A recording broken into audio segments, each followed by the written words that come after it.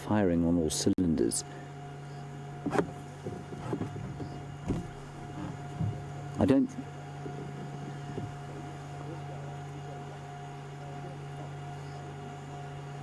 And then far more traditionally, of course, now, to find her mating at this time is not unusual. It is with all the cats. As soon as they lose cubs, they do come into estrus. Sometimes it's a false estrus, sometimes it's a real one. And Marisha, you're absolutely correct. The loss of Sindile recently could well have brought her back into estrus, although remember that she was mating. She did go through a full mating cycle with 2 male leopards before Sindile left. So, yeah, it's difficult to say. Fascinating stuff. It really is so interesting. And for those who perhaps new viewers, just to give you a quick recap of Sindile. Sindile was Shadow's, or is Shadow's son. He's a year old. He unfortunately caught a rabid dog not too long ago.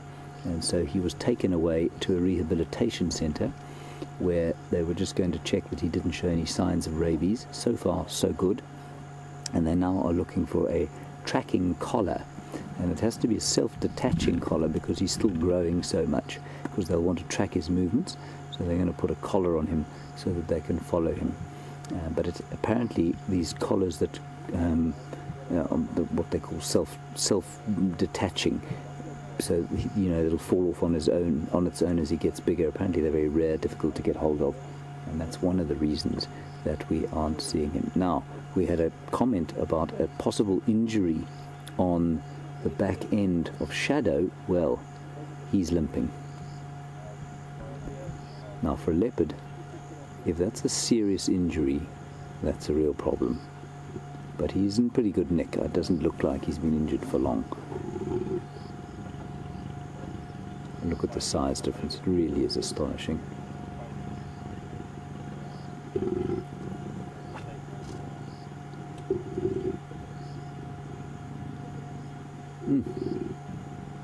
That doesn't look great for him, I have to say. That's worrying. He's far more interested in the game drives than he is in his duties as a male leopard.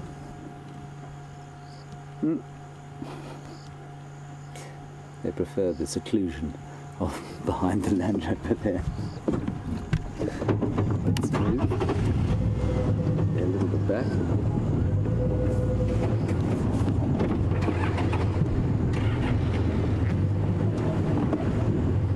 Now there are lots and lots of questions about why, and I don't mean this from the viewers or necessarily, I mean from just generally about why on earth cats need to breed so often. And one of the reasons is that it helps to induce ovulation, and it helps to it induces ovulation and helps to guarantee a pregnancy. And actually you want to know if the amount of times that they mate makes a difference to how many cubs they produce. Actually, it doesn't make any difference at all. 1 cub, 2 cubs, it doesn't make any difference. And that is just a simple fact of biology. And that simple fact of the biology is that every time a male mammal, and I think it's just about the same for every male mammal, ejaculates, there are millions and millions of sperm in that ejaculant. And what that means is that, if there is an egg there to be fertilized, it will be fertilized. How many cubs they have is purely to do with the number of eggs there are in the uterus or about to come down into the uterus from the fallopian tube. I'm just going to let some of the other guys have another look.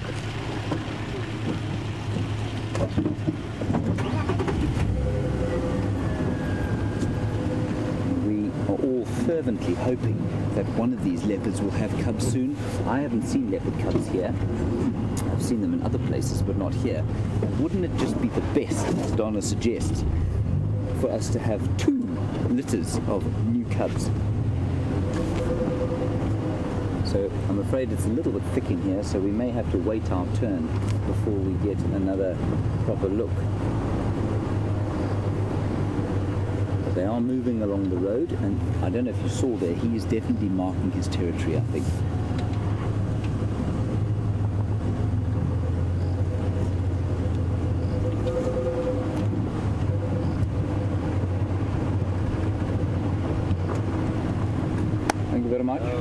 How's it going? Thanks a lot.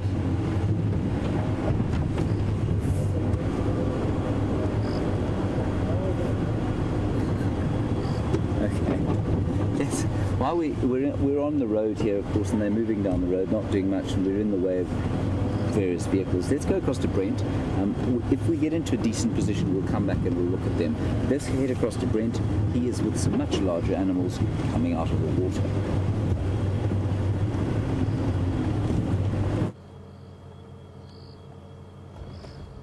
I'm so jealous of you guys and James right now. You guys must be having the most fantastic time over there. So what Brian and I have done is we've been sitting really quietly here and hoping to show you guys something we don't see too often. I'm just going to put the light on them quickly. And the hippos have been slowly moving closer and closer to the edge of the water. And we're hoping we will catch them leaving the Buffelshoek waterhole before the end of drive. Heading out to go graze, and they have been moving ever so slowly closer to the edge, that they should be going out sometime quite shortly. So hopefully we may be able to catch them before they do. And also this is the last area where the tracks of Karula were seen, so also a good place to sit quietly and listen, and even maybe she might surprise us with a cameo appearance for a drink at the waterhole.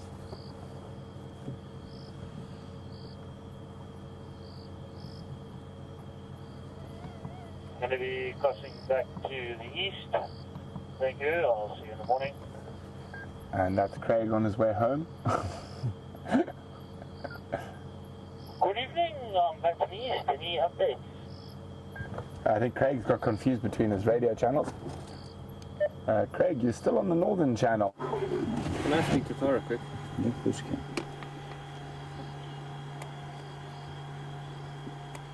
Tara for Andrew. Just speak. Don't ask her to come in. No, she's talking to Brent. Tara, if you can go back through the clips and record this stuff, that'll be great. I don't have a memory card.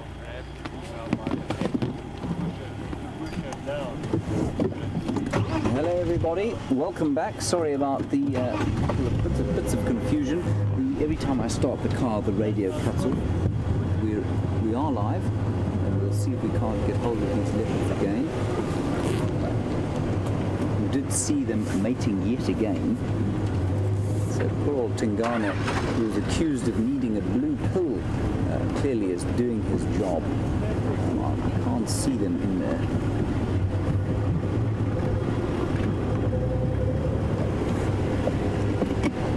Oh, they're down the road. Are you guys pulling out? Thanks very much. Thanks, man. Right, they're all ours. Wonderful.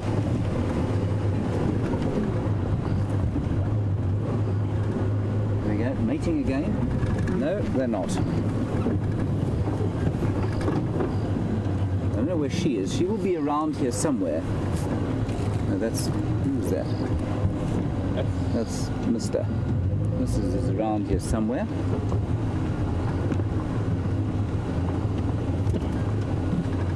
We'll just gently move behind him. I'm not sure where his Mrs. has gone.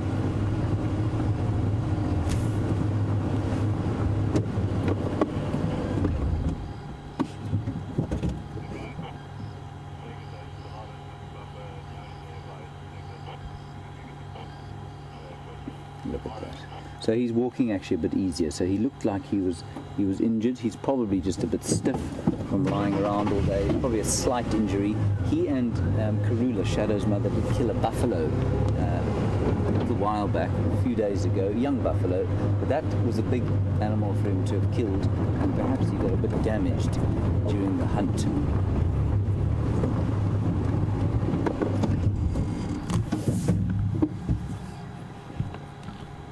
Okay, we're going to quickly go across to Brent. I'm going to keep with the leopard. See you just now.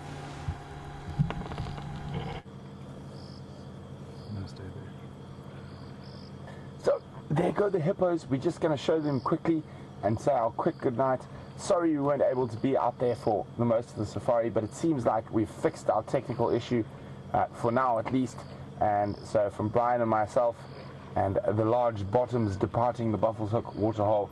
Hopefully we'll see a lot more of you on the sunrise safari, and have a wonderful evening and enjoy those leopards with James. Right, you're back with us. Tingana is marking territory. He's walking along a territorial boundary here. He's marking territory. I don't know where she's gone. But like I said, it'll be best to stick with him, because she, of course, is the inductor or inducer of this mating episode. He won't go chasing her. She will chase him. So we'll follow him and see what happens. I mean, I can't imagine that she isn't around here somewhere. She may have got sick and tired of it and moved on. It's not likely to happen though. He is definitely limping, and you see that. Now the crucial thing for leopard, okay, it's dangerous for them to get injured. They are not like lions, so they live totally on their own, and if they do get injured, of course, there's no one to help them feed. And so he will need to get over that very quickly.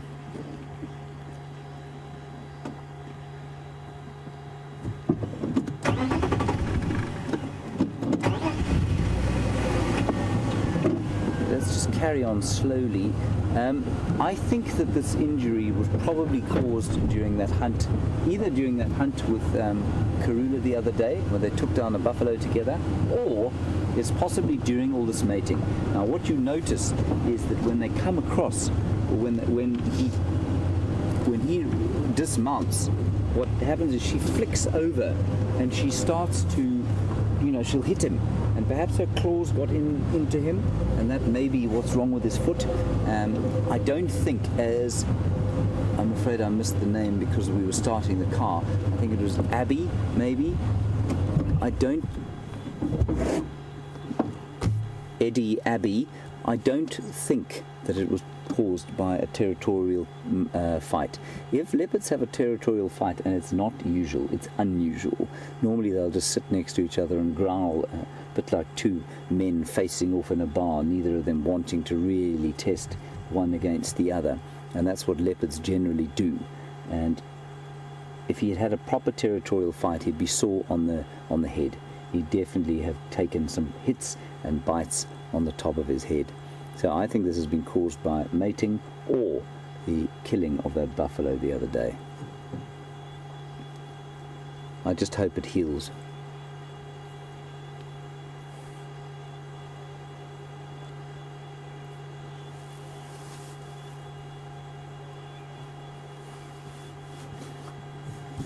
Now apparently this is not the first... Go on to sleep. There she is. Look at that. She's just gone out in front of him. She's looking for him, and he's hiding from her.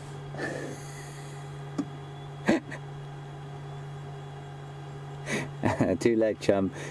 She's got you.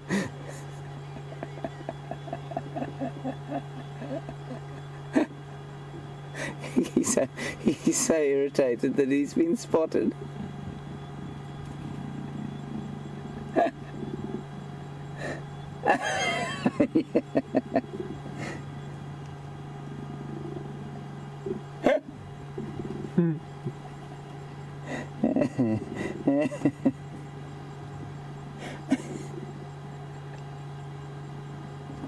This is just unbelievable. He's had a guts full of this.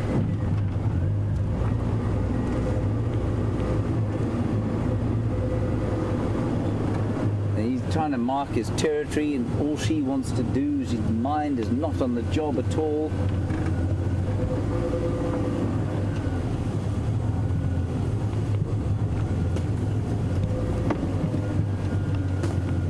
You want the side light, Andrew? Are you okay with that? Just put the side light. Okay.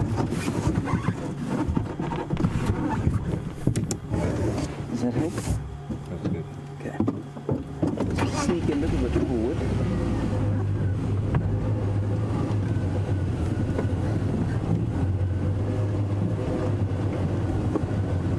Now, the good, very, very good news about what they're doing now is they're heading straight towards Juma.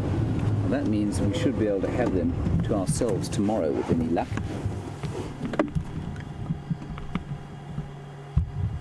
he is playing hard to get. He is disinterested. He's marking his territory. He's a man on a mission, and he's being distracted, and it's starting to irritate him.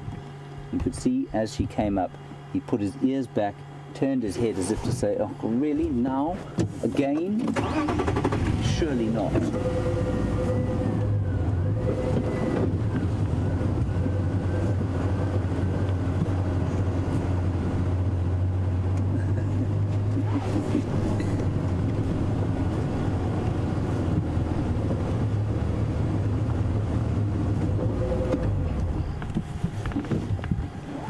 All right.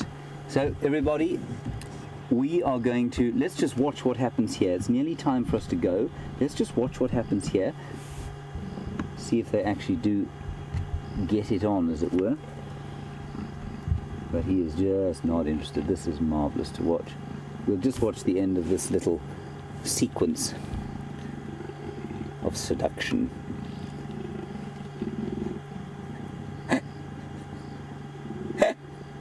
There we go. There, well done. Brave fellow. Well done, Tingana. Now you can see how that might well have hurt his foot. Don't hurt his foot, Shadow. Wonderful. So, Carla, as you say, every man's hero is Tingana. Well, certainly some men's heroes, like the script from The Bold and the Beautiful circa 1989 or so. I think that's when I last watched it.